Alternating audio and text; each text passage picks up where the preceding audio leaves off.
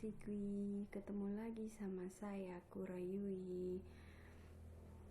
Gak terasa udah bulan April ya. Tapi walaupun bulan berganti, kita tetap aja ya ceritanya tentang yang creepy story.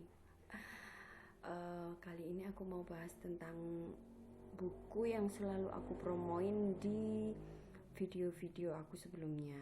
Yap, tentang anak kelima aku, si Awake It's Creepy Sarang Clover Story. It's Sarang Clover Creepy Story. Aduh, gimana sih nyebutin judul bukunya sendiri salah. Oke, jadi kan kemarin pas tanggal 17 Maret itu kan Sarang Clover ultah ya. Nah, pas itu kan aku bikin giveaway gitu, jadi aku bagi-bagi 3 buku Awake itu. Nah, kemarin aku nganterin bukunya ke salah satu pemenang giveaway. Habis nganterin tuh kan aku sibuk sama kerjaan, terus kelar sama kerjaan itu udah jam 9-an kalau nggak salah itu ya. Aku buka HP, ternyata mbak yang menang giveaway itu udah kirim pesan WhatsApp sama tag aku di Facebook. Dia bilang baru buka halaman pertama si Awake, belum dibaca ya, baru buka halaman pertama yang ada tanda tangan sama pesan aku tuh. Lampu di teras dia tiba-tiba mati gitu. Terus dia jadi, mungkin karena bukunya horor juga ya, dia jadi takut gitu. Terus dia bilang, ini dilanjut nggak aku bacanya gitu kan. Terus kita chat sampai malam gitu. Sebenarnya si Awake ini nggak cuman sekali itu bikin ulah. Pas aku proses penulisannya itu juga banyak hal kayak gitu terjadi ya. Pertama aku mulai nulis itu, kalau nulisnya sih lancar karena kan kita ditulis di kertas dulu gitu kan. Aku selalu gitu, aku tulis di kertas dulu terus baru aku ketik. Nah, pas ngetik pertama bab-bab awal itu waktu itu malam Jumat. Aku pikir kan itu setelah aku vakum 1,5 tahun gak nulis ya. Aku pikir udah 1,5 tahun gak nulis, mungkin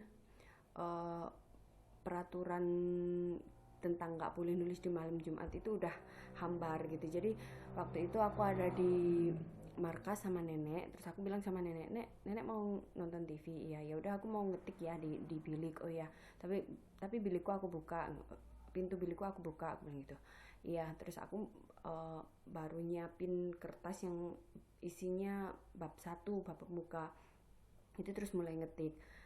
Itu belum isya sih, habis maghrib gitu, dan kita emang di markas cuma berdua. Awal ngetik nyantai aja, terus tiba-tiba tercium aroma pete. Ini nggak ada yang makan pete di markas, kok tiba-tiba bilik aku bau pete yang menyengat, bener-bener menyengat, nggak enak gitu. Terus kan aku merinding, aku lari keluar. Nenekku tanya, kenapa? Nenek nyium bau pete nggak? Aku bilang gitu. Terus nenekku ngedus-ngedus, iya bau pete.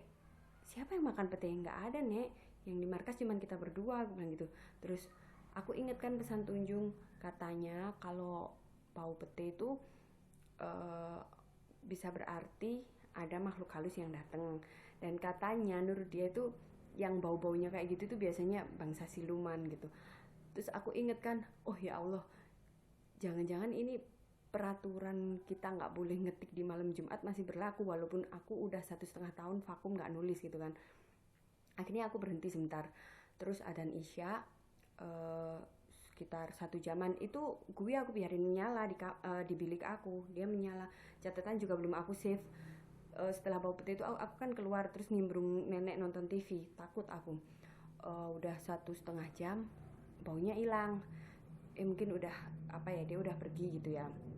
Akhirnya aku mulai ngetik lagi, aku save, terus aku ngetik lagi, baru kecium lagi baunya. Ini gila, kayaknya dia bener-bener, aku ngetik dia datang ke situ gitu kan. Parno sendiri. Akhirnya aku matiin gue, terus aku WhatsApp ke Tunjung, Beb, aku mulai ngetik gini. Ya nggak apa-apa sih kalau kamu mau uji nyali, jawabnya gitu. Ini kan malam Jumat gitu.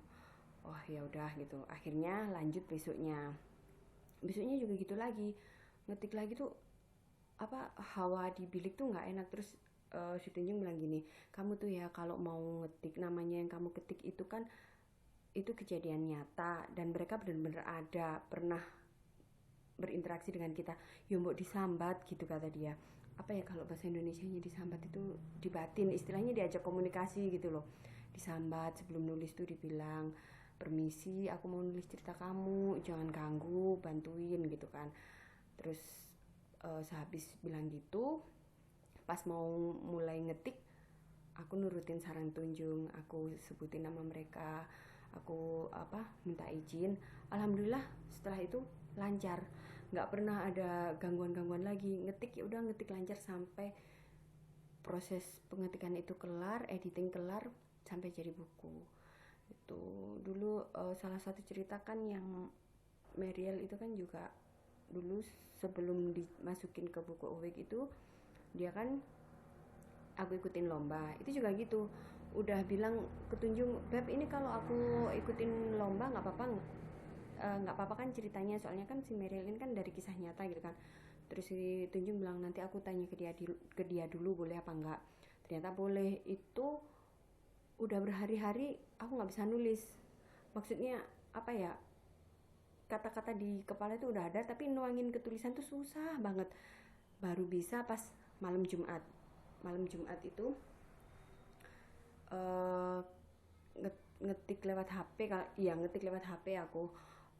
Itu sebelum ngetik juga aku bilang gitu, aku permisi sama Mariel, aku bilang aku mau nulis cerita kamu, jadi tolong kamu bantu ya gitu. Terus dalam waktu 2 jam itu cerita kelar, cerpen itu kelar aku ketik. Terus paginya aku ngomong sama Tunjung, kan ternyata Tunjung gini, iya dia semalam nemenin kamu, dia bilang. Terus dia bilang gini, tolong ya untuk bagian detail kematian dia kamu cut gitu, dia nggak mau di expose segamblang itu gitu katanya. Terus akhirnya oh iya, aku ya oke gitu. Akhirnya kita benahin dan diikutin lomba, ternyata belum jodoh jadi nggak lolos di penerbit mayor itu. Akhirnya kita masukin ke buku Awake. Nah setelah bukunya jadi, kalau aku pribadi waktu baca buku itu alhamdulillah nggak ada gangguan-gangguan gitu ya, cuman ya nggak ada sih, emang nggak ada. Terus pas uh, desainer Sarang Clover desain cover buku Awake itu baca Prim Oni, si Baby Dante anaknya tuh tiba-tiba rewel gitu. Terus juga suasana di rumahnya tuh jadi nggak enak gitu ya. Waktu itu kalau nggak salah dia baca bagian Mister Poci kalau nggak salah, jadi yang kita bahas pocong itu. Akhirnya sejak saat itu dia nggak pernah baca bukunya malam-malam, jadi nunggu kalau nggak pagi ya siang gitu. Terus Dri juga pernah dikerjain sama si Iwek ini, bikin ulah juga. Dri kan beli bukunya, habis dia ambil buku itu ke markas, dia pulang ke rumah niatnya tuh mau difotoin bukunya. Ternyata itu buku jadi transparan. Dia langsung tag aku di Facebook kan gitu, dia bilang bukunya gini ada. Jadi itu sih banyak pro kontra gitu.